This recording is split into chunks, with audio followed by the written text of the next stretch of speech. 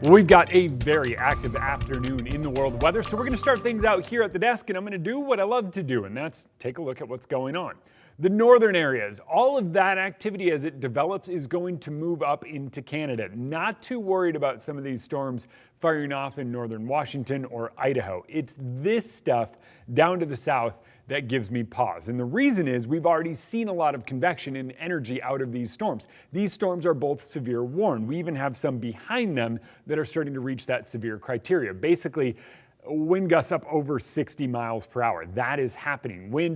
Hail, over the size of 3/4 of an inch. So when you're getting about, say, ping pong ball size, that's where we're looking at that severe criteria. Now, if you look at those storms, we have one in Whitman County. That storm itself right now sits about a half a marathon north of Pullman, so 13 miles-ish. And then we have another one moving through Nez Perce County. We're going to keep an eye on both of those because both of those have a lot of interesting things going on radar. I'm going to clean this up for a second and we're going to dive in. We're going to zoom in just a bit and we're going to start with the one in Whitman County. Notice this right here. You're going to go, what is he talking about? That little notch right there. Do you see the notch? We call that a V notch in storms.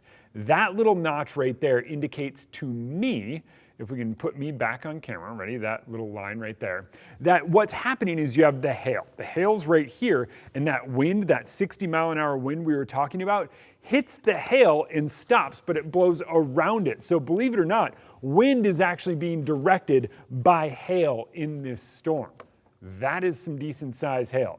If we move farther down to the south and to the east, we have our other storm. This one, even more impressive. We're talking a serious storm. These are supercell thunderstorms. You've even seen some rotation in these. Some of it is storm convergence, but for the most part, these are monster storms. We have that same V notch that we talked about a little bit earlier. Massive hail out of this one. This storm itself is severe warned until 4:30 p.m.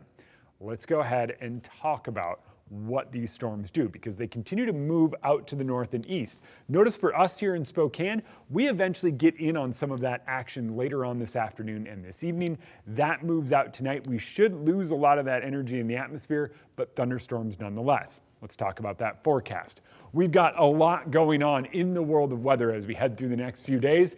Quick couple of headlines. It is going to stay stormy. Bulk of those storms, eastern Washington and the Idaho Panhandle. As we move through the next couple of days, it's all about the heat. Temperatures in the 90s right now, and as we head into the weekend, well, those temperatures really start ramping up. I used up a little too much time with the radar, but here you go.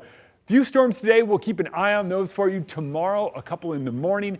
The weekend's a little bit cooler, and then we really start heating up next week.